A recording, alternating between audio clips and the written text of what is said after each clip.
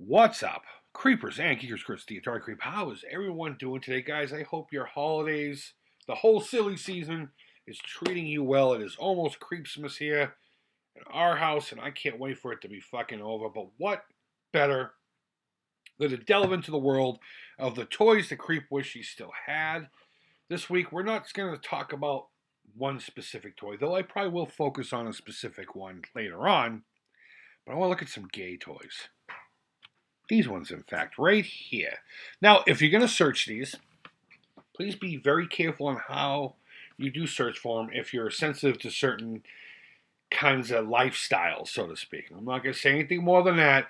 Let's just say I saw some very interesting articles of product when I searched this, and very specifically, gay ink toys. Now, what is gay ink toys? Well, if you're a kid in the 70s, 80s, and even into the 90s, you know exactly what we're looking at here. Gay Ink Toys was a line of cheap, very simple, and that was the best part. That was the best part about this.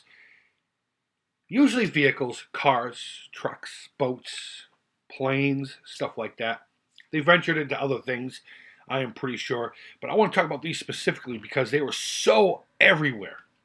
You couldn't go into a drugstore, a grocery store, and even toy stores and not find these things. They were everywhere. And they were always just in a bin on the bottom shelf.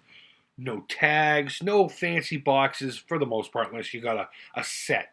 There were 2 or 3 different sizes of these things.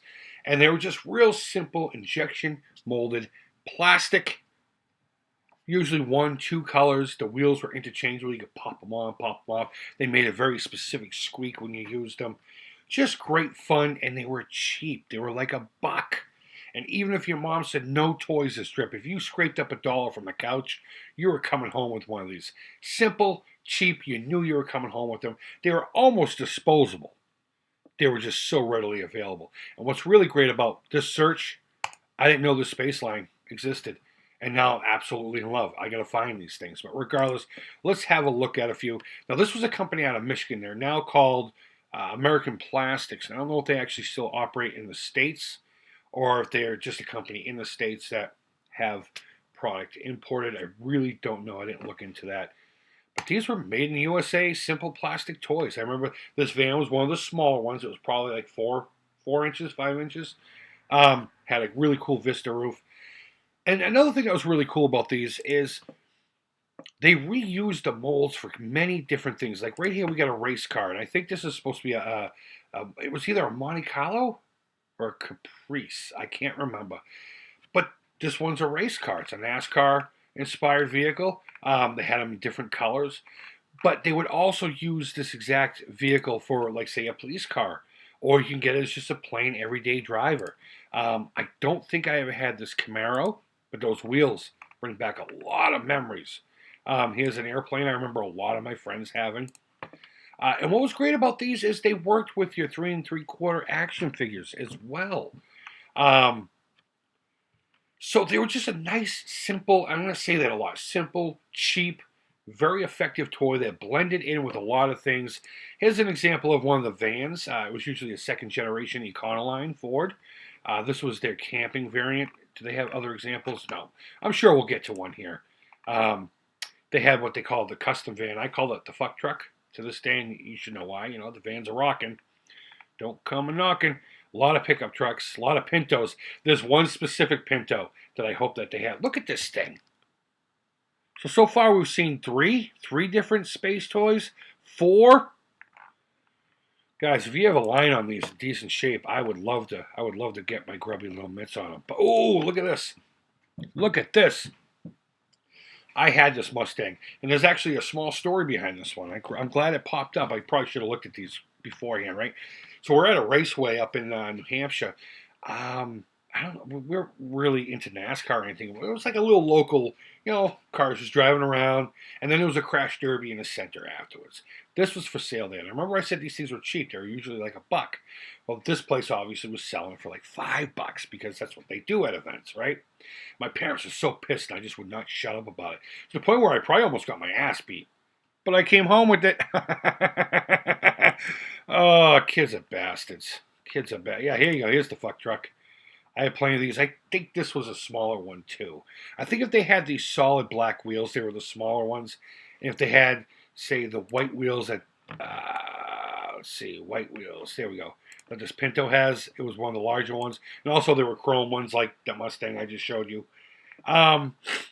Just real fun stuff. Simple, cheap, effective. Come on, I'm just looking for one specific one, and then we're going to move on to something else here.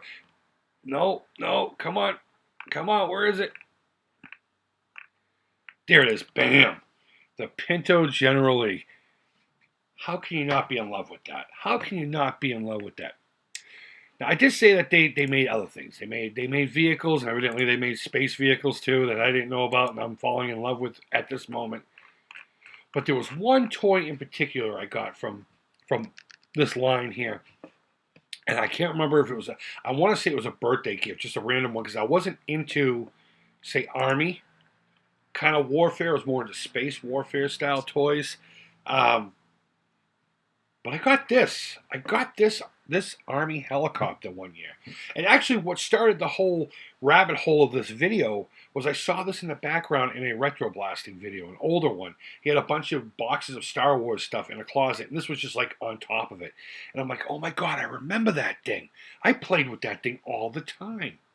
So I did a search and I found it, and then I didn't realize it was a company called Gay Toy Inc., so I looked them up, and of course all the rest of that stuff came up. And said, no, we're going to make a video about it. But regardless, I got this, I believe it was for my birthday or just a random Christmas present from somebody. And we're talking about how you could integrate these things into other lines of toys. An Army helicopter and the Millennium Falcon don't necessarily go together, but let me tell you guys, when I played with this fucking helicopter,